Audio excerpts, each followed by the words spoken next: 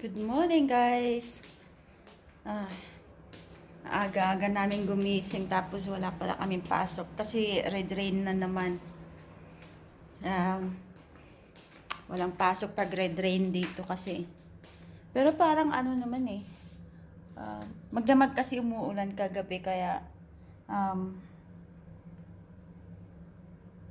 mabaha na naman, mabasa na naman yung daan, mga kalsada. Pero parang wala na masyado. Yan lang nakikita nyo kasi mga katapat namin building din. Parang ang liwanag naman doon banda, oh. Dyan banda. Ang liwanag naman. Pero magdamag talaga umuulan. Tinitingnan ko nga kanina kung pagkising ko kung mag black rain o red rain. Wala man. Tapos kung kailan nakaayos na ako.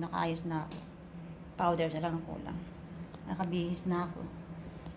Tapos walang pasok kaya magkakape na lang ako.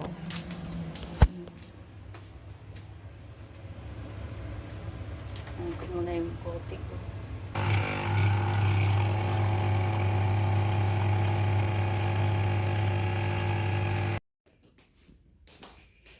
So guys, since dinner naman ako makakatulog, dahil oras na 6:30 na yata. Dapat time ng alis ko na yan. Kaya lang, yun nga, wala kaming pasok kaya nagbihis na lang ako. So, gagawin ko na lang since wala naman akong pasok is maggagawa na lang ako ng tinapay para sa asawa ko. Para matuwa naman yung pag-uwi. Pumasok siya kasi kailangan niya pumasok dahil yung red rain nag-issue kasi yung government ng red rain 6 at 10 past 10. So lahat kami naka-ready na. Ako nakabihis na nga pagsuklay na lang bigla akong habang ako dun sa mukha ko, biglang may notification na red rain. Kaya parehas ako kailangan niyang pumasok. Kasi may mga estudyante na galing sa malalayong lugar galing ng Kowloon, maaga sila umaalis doon para pumunta sa school. So yung mga bata maaga pumapasok, lalo na yung mga secondary. Kaya kailangan ng asawa ko pumunta doon.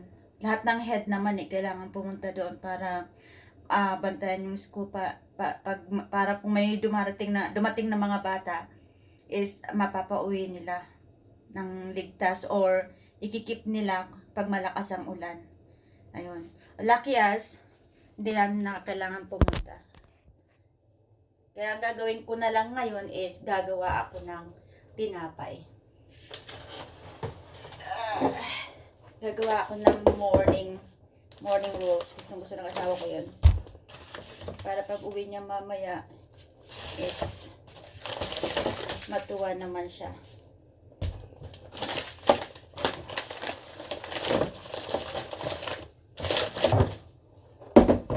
Tsaka na rin, hindi ko na rin pinapasok yung part-time helper ko ngayon. Dapat papasok yun ngayon. Hindi ko na pinapasok. Sabi ko wag ka na pumasok kasi red rain, walang masakyan. Pag ganitong red rain kasi walang mga bus, kaya mahirap sumakay. Yun. Okay, milk. May delivery pa naman ako ng milk ngayon. Wala na masyado, konti na lang ito lang isang gagamitin. Wala akong umano na press milk kaya ito talaga gamitin ko. Skim milk.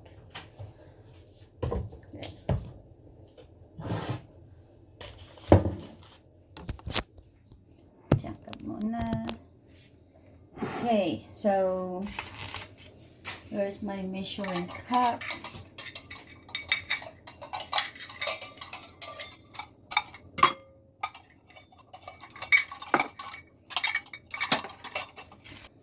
Okay, ito na lang gamitin ko. Parang maliit ito.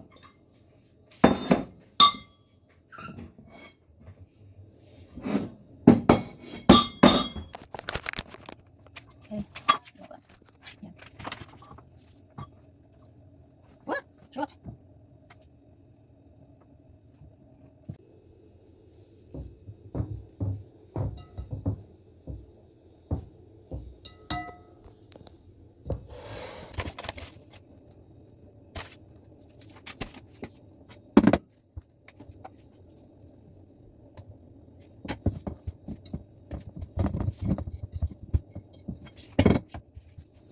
Never pa ako guys nag-try ng ano, ng skim milk. Lalagay sa tinapay. Usually fresh milk. Kaso yung fresh milk kahapon binili ko, ngayon pa lang i-deliver. Hindi ko naman alam na wala kaming pasok ngayon. Kaya try natin. Malay baka mag-work. Yan. Ang ganda to sa muscle. Sabi nila pampaliit ng muscle. Para yung mga taba sa muscle ay lumabas.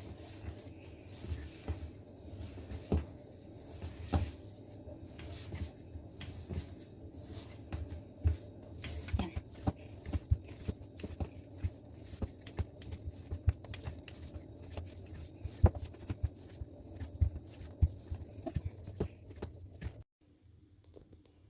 Okay, so yan na guys.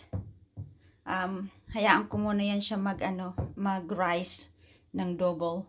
Tapos, mamaya, i-ninit ko na naman siya ulit. Tapos, re-rest ulit. Then, tsaka ko siya lulutuin.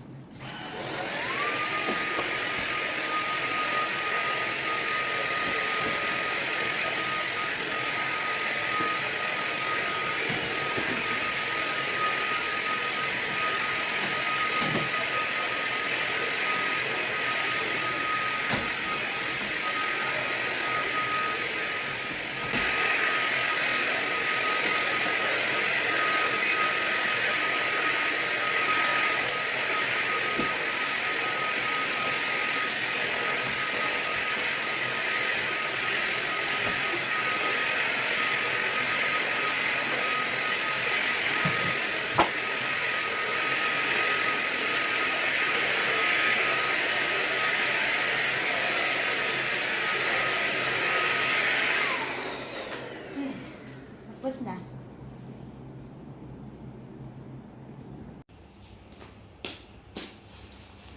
Hey guys, so dumating na rin yung aking delivery, yung pinang-grocery ko kahapon. Yan.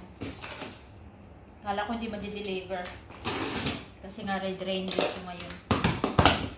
Pero na-deliver sila.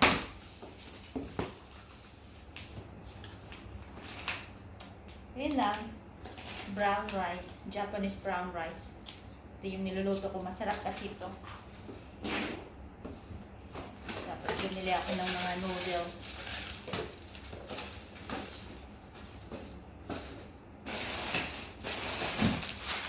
Mga instant noodles kasi pang ano to. Pagka tamad ako magluto ng lunch, ito yung niluluto.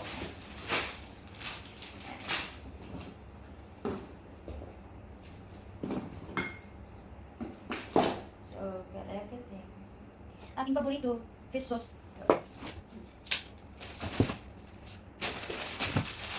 Ito paborito ng anak ko. Breakfast niya.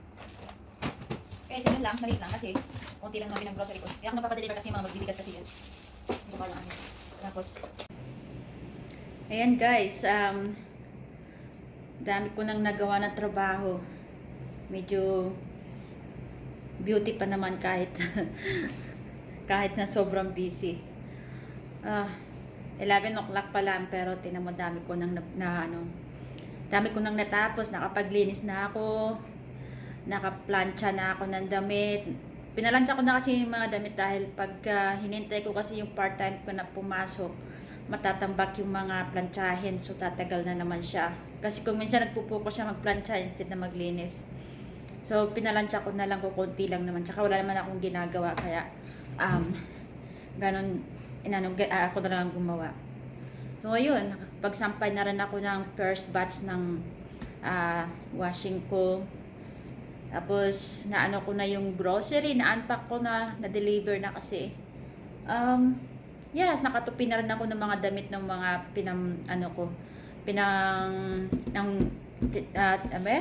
yung mga nilabhan ko ng isang araw. Kaya ayun, maraming nagawa na rin. Okay guys, so tingnan natin yung dough ko, ayan oh. Nag-ano na siya, pakita ko sa inyo sandali. Ayan. Buksan ko lang.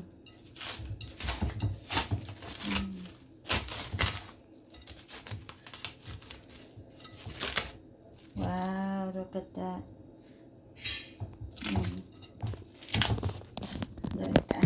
Ayusin ko lang yung plastic.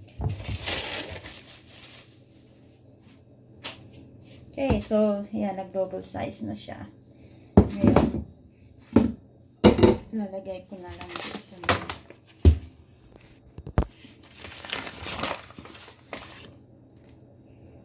Lagay ako ng harina. Tapos,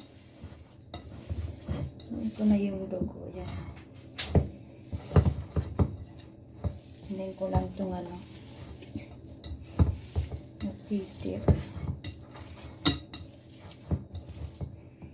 Bango.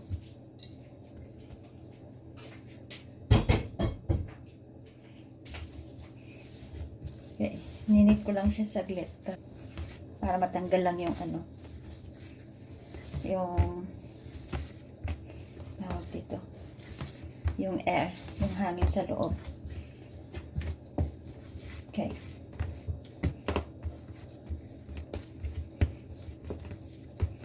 And the knife. Sorry, maliit.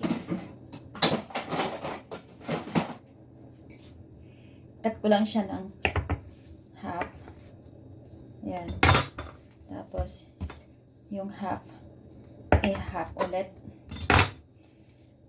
Ayaw ko kasi na malaki yung rolls ko, kaya yung gagawin ko is yan. So, that should be big enough kasi gagawin namin malaki ng konti ito. So, ito yung gagamitin ko para sa burger roll.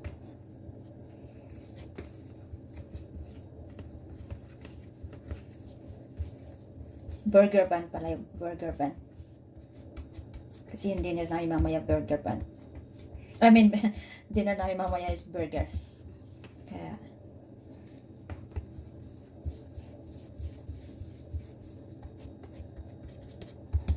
so, yan. Oh.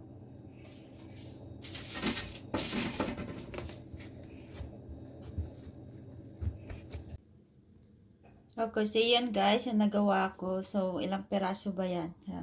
1, 2, 3, 4, 5, 6, 7, 8. Is that right? 1, 2, 3, 4, 5, 6, 7, 8. Yes, it is 8. And I will leave it to rest for another half an hour. Then, lulutuin ko na siya. Okay guys, so ayan. Malalaki na sila. So, ngayon ang gagawin ko is lalagyan ko siya ng lalagyan ko pala ng milk yan. So, i-ano ko muna. I-warm up ko muna yung milk sa microwave. Look! Shoot!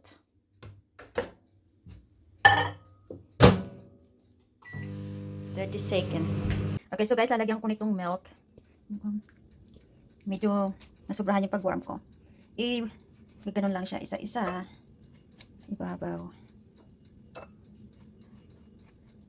Looking good.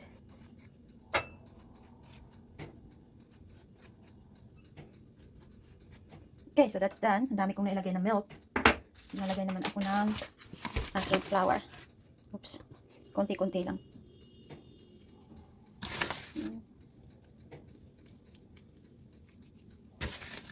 Paborito ito ng asawa ko. Dati lagi ako nagluluto nito. Kaya lang ngayon wala na akong time. Okay. Ready to go to the oven. Buksan na natin yung oven. Ang init. Okay. Lagay ko siya dyan. Oops. Okay, so we'll leave it for 20 minutes. 200 degrees siya. Yan. Okay, see you after 20 minutes. So, ayan guys. Luto na. Ito malaki. Oh. So, ito yung gagamitin namin mamaya para sa burger. Oh, sarap. Ganda oh. Excited na rin ako.